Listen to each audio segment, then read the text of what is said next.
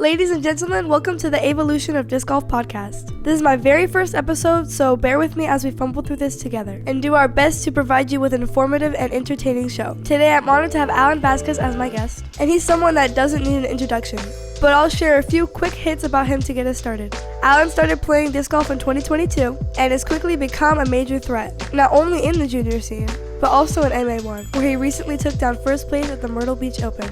Alan has a complete game, both forehand, backhand, and everything in between, including being the self-proclaimed furthest Luna thrower besides Anthony Barella. Alan likes to win, and he does it often, being rated 964 at the young age of 15. Let's welcome Alan to the show. Alan, how are you? I'm doing good. How about you?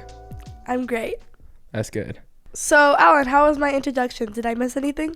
Maybe furthest Luna thrower. I think it might be the best, not furthest. Okay. Because I know people that could throw probably the Luna further, but I think I'm one of the best Luna throwers. How far do you think you can throw a Luna? I've reached 400 with it, so maybe a little further than 400. So I have a bunch of different Lunas out bag 3. So I have one that I use mostly for shorter shots. I have one that I use for further shots and stuff like that. So, Alan, staying on the topic of being a good disc golfer, tell me about your Myrtle Beach Open win. So, into the tournament, I was supposed to be playing MPO, but then I dropped down to MA1. And then first round, I felt pretty confident going into the round because I know the course. I know I play good there. And I ended up shooting a 1046 rated round, and I was leading by 6 strokes going into round 2. And round 2 wasn't the best. It was pretty bad. And then I had a 3-stroke lead. And in round 3, I knew I didn't have to shoot hot, and I was just playing my game. And I shot a 6 under, and that won me the tournament by 8. So, Alan, let's talk about tournament prep. What do you do to stay in a good mindset? So first, I think of getting good sleep. And then waking up, I kind of just chill for a little bit of time because I wake up at like 8:30 and wait for my round. I get there and then I just walk around, see what's going on, and then I come back, get my bag, start putting. Then I throw a little bit, and then I kind of chill again. And then I come back, putt like seriously, and then start my round, stay positive the whole time. And then if I get a bad hole, I'm going to just leave it in the past and focus on the future. All right, Alan. People want to know, who's your favorite pro and why? I actually have 2. I like Paul and AB.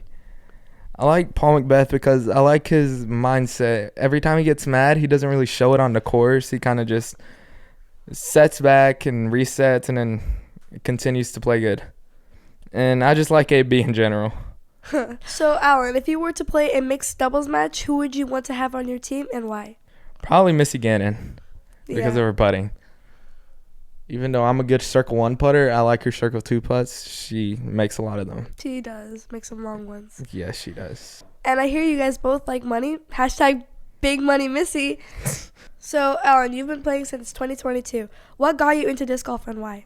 So my brother showed me disc golf. I didn't touch the disc at all. I kind of just played once a month.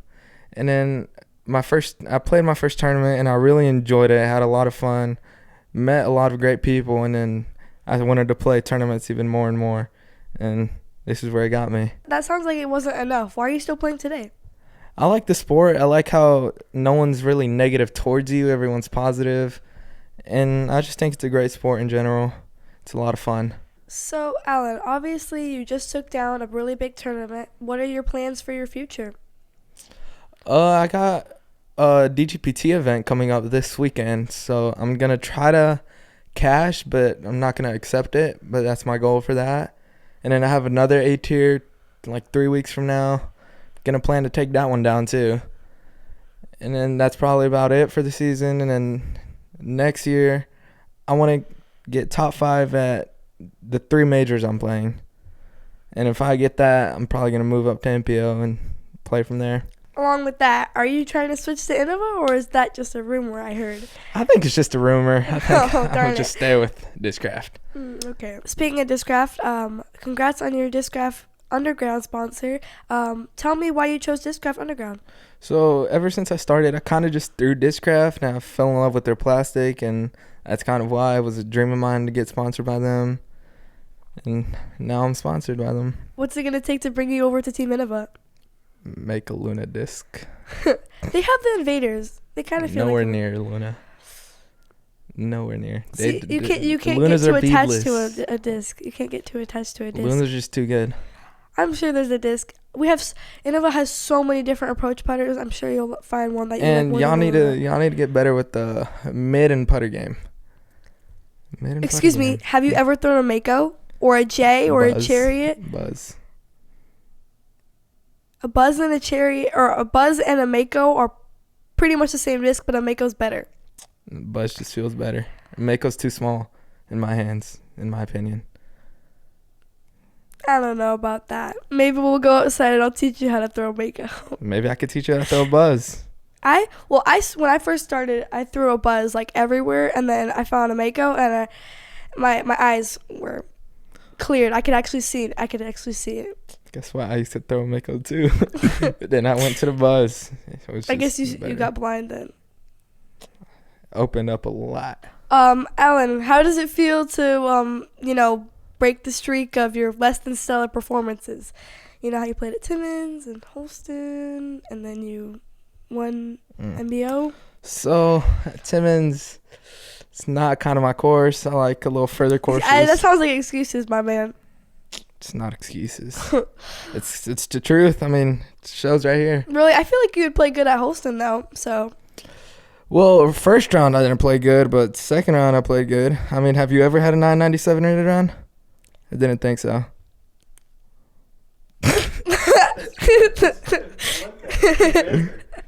You know what? You're right. Exactly. If you could switch a part of your game with anybody on the Pro Tour, who would it be and why? I think I'd have to go with Ricky's Circle 2 putting, because I feel like my Circle 1 is so good, but my Circle 2 is terrible. Wait, so like the question is like, what would you switch from your game to someone else's game? Oh, okay.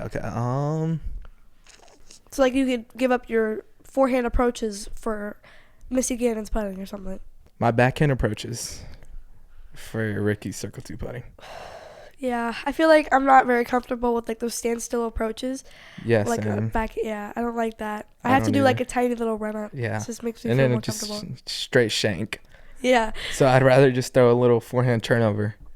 Really? I feel like, especially if it's an open field, I just throw a little forehand, or like a forehand hyzer, like a high hyzer. And it just but like if you're talking about like a backhand shape, I'd rather like the forehand and hyzer. Yeah. Like we're not in the open field. Yeah. So if you had to choose one putter, one mid, one fairway, and one distance driver, what are you picking? This is a really easy question for me. Okay. For a driver, definitely like 165 weight Mamba. Okay. Definitely Mako for mid range and Invader for putter. What about the fairways? Nexus Invader. What about like fairway driver? Definitely Sidewinder. Sidewinder. Okay.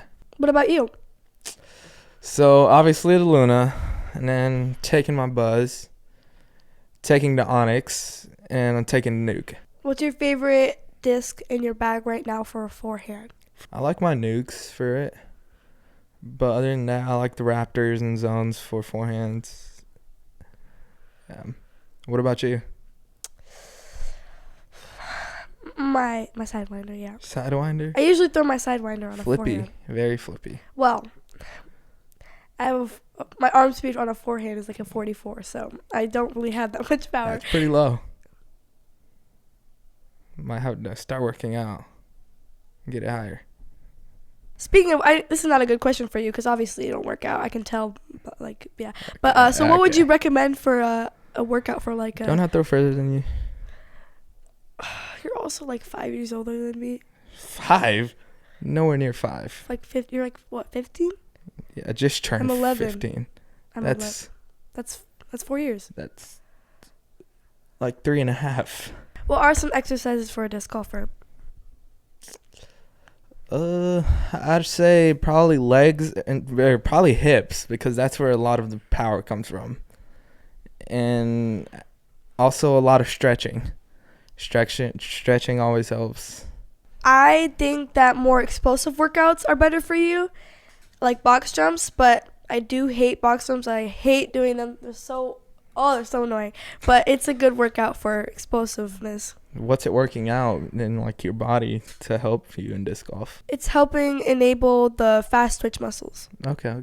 which translates into explosive power. You obviously don't have that. Okay. So who won at Worlds this year and did it? Okay, zero competition. Really?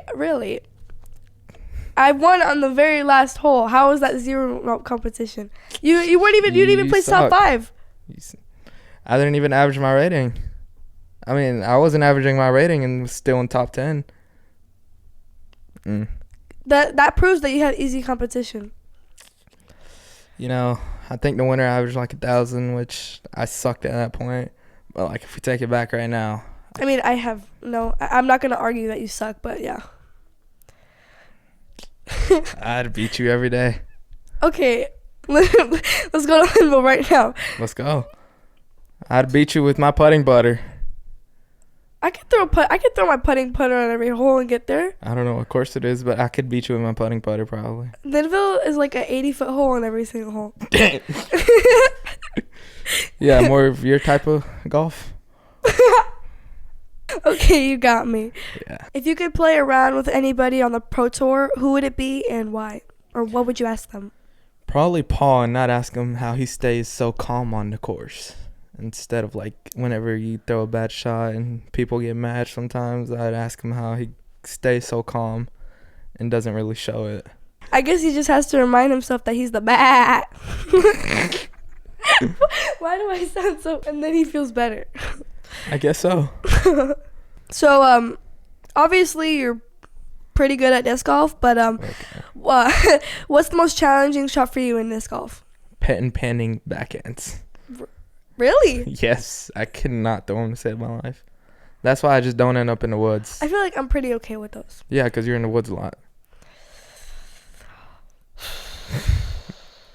So what's something that's funny or embarrassing that's happened to you outside or inside of disc golf?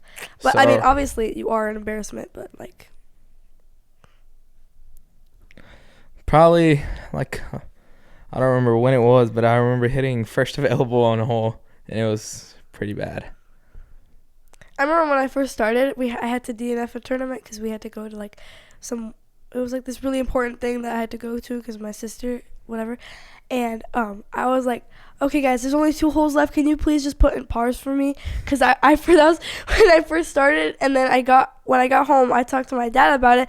And then he told me about it. And I was like, oh, I felt pretty embarrassed.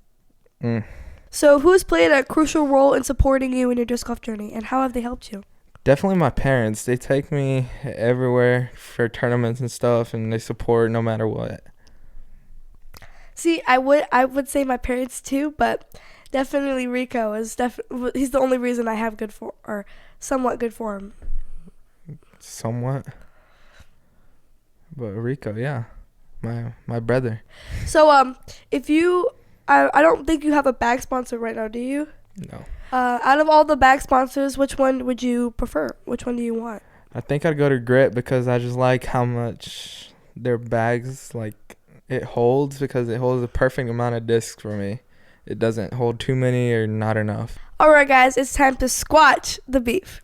I'm going to ask Alan a couple questions, and he's going to let me know who and why. All right, Alan. Let's start with Missy, Evelina, or Kristen. Who's your player of the year? Probably Kristen, because she wasn't playing the best and she was still taking down big events. I'd have to say Missy, in my opinion. Why do you think that? I think she's really good in high pressure moments. She is. That's why her name's Big Money Missy. Oh yeah. I was talking to Missy at USDGC, and she's like the sweetest person ever, and I just love her so much. That's good. Okay, guys. Next, Castaplast or Clash? I've never thrown a Clash disc, so I'm gonna have to go Castaplast. Which one? If you were to ever switch to Castaplast, what disc would you throw? I'd probably throw the Yarn.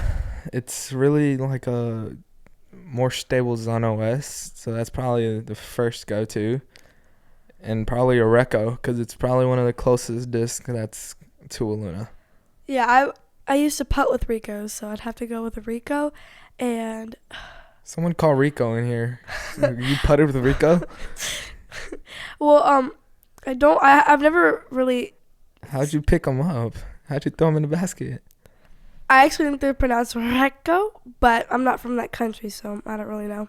Yeah. If you're part of Team Casasplash, let us know down in the comments. Come on down, Drippy Cheese. We know you're in there. Moving on, MVP or Discmania? Discmania. Wow, that was fast. And why would you choose Discmania? Discmania just has better molds. I don't know what's good from MVP. Really? I would go with MVP. How? I don't know. I think it's maybe because you don't throw far and you don't need that dome on your disc. That's probably why. All right, Alan. Time to squash the last beef. Ricky's forehand or Isaac's backhand? Ricky's forehand for sure. Really? Yeah. I mean, Isaac's won worlds with his backhand. But Ricky's also won worlds 2 times. Well, I mean, Isaac's won worlds 2 times too. And have you seen how consistent his backhand is and how smooth it is? It's pretty consistent, but who wouldn't want to throw 450 feet with a forehand? I think you have a fair point, but Isaac's throwing 550, close to 600 on a backhand. Yeah, that's pretty good, but that's what you need on the Pro Tour. Everyone does that. And no, nobody's as consistent as his or Isaac's backhand. Gannon. I mean, Gannon's won 200K. Isaac hasn't won 200K. I mean, did you rather have Isaac's backhand that always just finds its way to the basket on the most smooth line ever, or would you rather have Ricky's forehand that just somehow finds its way to the basket? Somehow it's crazy. I'll tell you that much. Ricky actually grew up playing in Woods. He's from Campobello, South Carolina. He's from here. He's been in the pipeline plenty of times, probably. I guess we'll agree to disagree. Both are really amazing. This next segment is brought to you by Innova. So what innovation would you want to see brought to the disc golf world? We already have max distance, tech discs. What do you think that could help us? Maybe for the players that use chalk, maybe make where they only sell the chalk by itself, so you could reuse your chalk bags instead of having to buy new ones every time. I think it'd be cool. I love practicing putting, but I hate having to go grab the disc back. So I wish there was when you're playing, they have those things in basketball where they give you the thing back. I wish they had a disc thing that would give you your putters back. It would launch it back to you after you putt it, so you don't never have to go grab your disc. But you like to miss a lot, so I don't think it'd work out. Sounds like we're both gonna be doing the same thing then, collecting our discs after we're done putting. Especially you. I don't think so. You know how you so especially in bowling or in bowling too, it's where you throw the bowling ball and then the pin's knocked down and then they bring the bowling ball back to you. So they should do the same thing with putting. Yeah. I'd putt for hours if they would make some invention like that. I already putt for hours.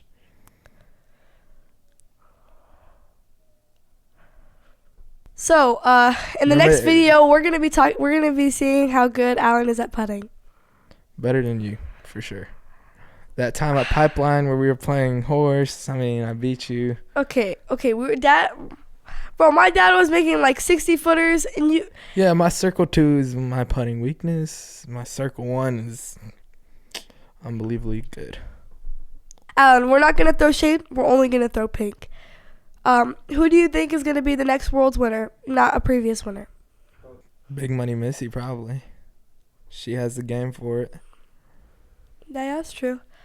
Or Owen Scoggins. They're both up there. That's who I'm going to be. Yeah. That's who I'm rooting for. I really want Owen Scoggins to win. Yeah. She's the nicest person ever. She is. She's super supportive. What makes Owen so special is that she's just so nice. Every time I walk up to her, if she's had a bad round or a good round, she's always "What's up, baby girl?"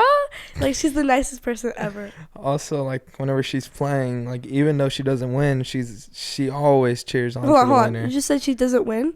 No, I'm saying she could beat you any day easily. Prove it. Prove it. Yeah. Okay, Owens Goggins. We're gonna fly down to South Carolina, and we're gonna be doing Allen versus Owens Goggins for our next video. She might output me, but I might outdrive her. You can outdrive her, but she definitely has a better forehand than you do. Have you seen her forehand turnover game? You mean flex game? Flex game? I have. I don't throw flex forehands like that. I only throw hyzer forehands. Either way, the Disc Golf Pro Tour would not be the same without Owen. What makes her so special is her charisma and the excitement that she brings to the game. For sure. Alan, if you had one tip to throw Joe, what would it be for the average player to focus and improve their game? Definitely to learn how to throw your disc on every angle, because you never know what situation you'll get in. And just so you know the flat of the disc on that angle and from different distances. My tip is definitely don't be so hard on yourself, because I know that when I first started, I'd be bawling if I hit the first tree on a hole. I was so tough on myself. So I think it's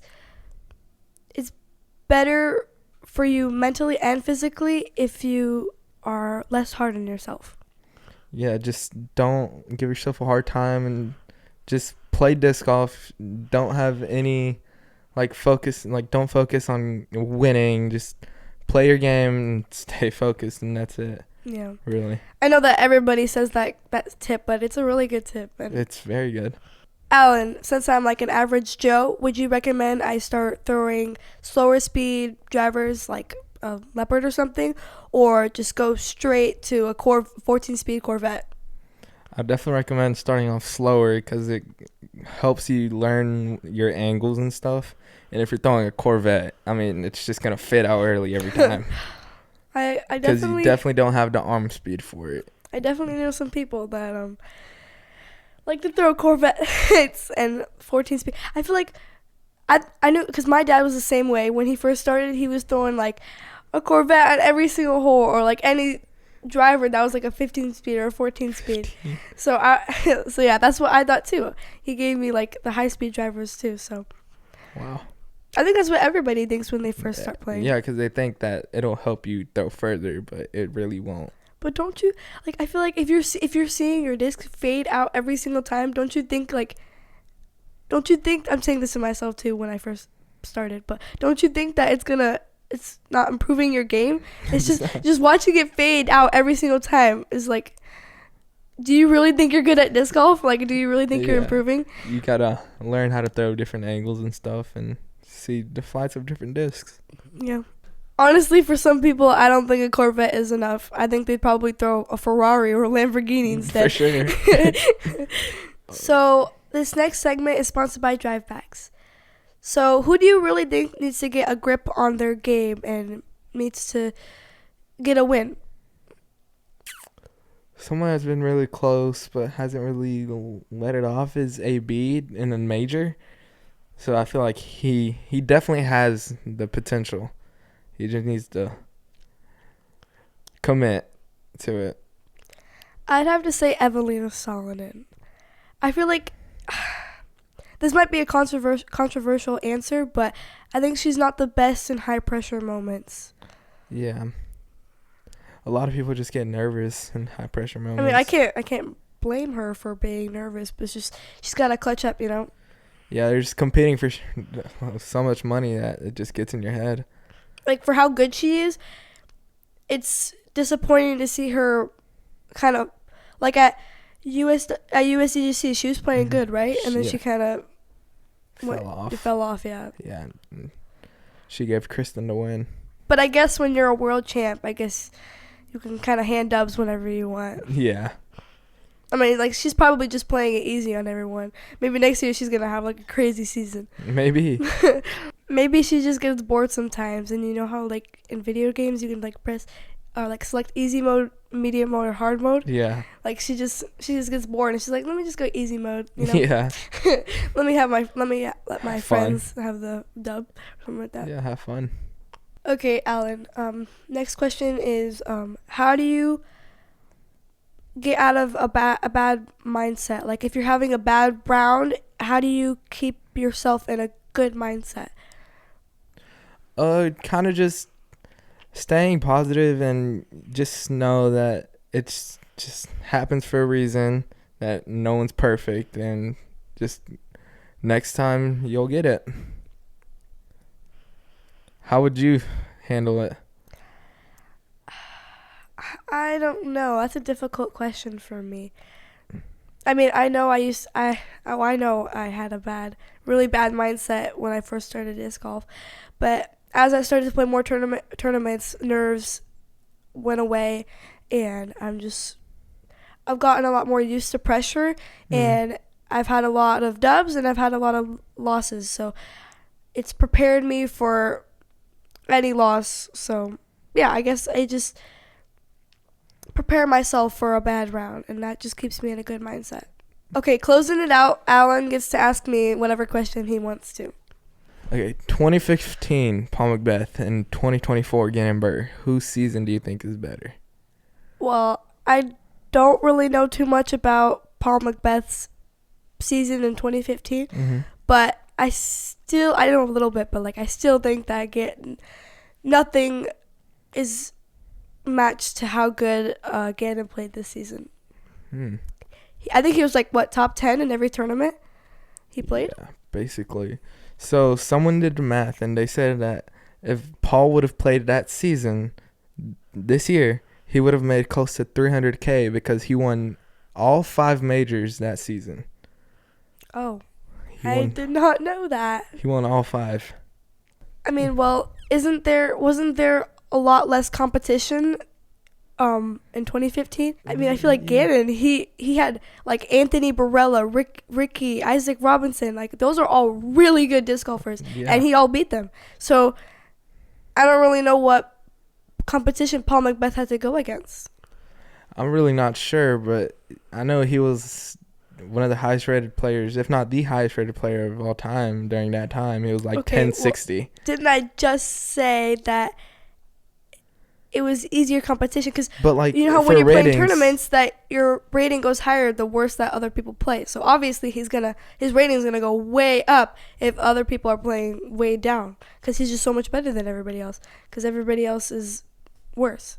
I mean, major pressure is still major pressure. I mean, competition can change, but the pressure can't. Didn't he beat everybody by a lot of strokes? I'm not sure how much the stroke difference was, but I just know he won all 5 majors. Well, either way, both seasons were super epic, so this is going to be a debate forever. For sure. So, Ava, you're 2 for 2 in majors in 2.5 years. How'd you succeed that fast? It was definitely, a lot of help from my dad. We have a really strict schedule. We usually wake up around 8 a.m., 7 a.m., and that's not very early for some people, but it was early for me. Yeah. So we would usually go running, and we'd practice throwing discs forehand and backhand for 2 hours. And putting was definitely a struggle in my part of game, and practicing putting my putting has definitely improved the past couple years. And I think everybody says this, but practice is just so important, and I think it's definitely what helped me get so far.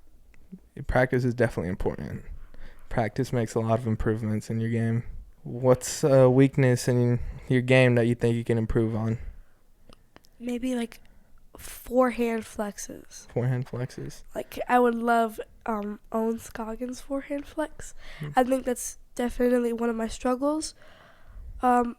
I think, I'm pretty good at backhand flip-ups, especially with my mamas, but recently I've been struggling. I keep burning them over, but I just need more practice in the fields. For sure. Just gotta get a couple reps in. Okay. I think my edge of circle putting, 30-footers, could definitely improve.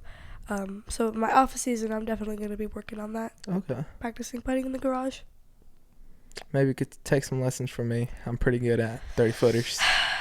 I don't know. I was 100% from 30 feet this weekend, so. That's just luck, bud. I hate to tell you it, but that's just luck. I mean, I did it 3 rounds in a row, so what do you mean luck?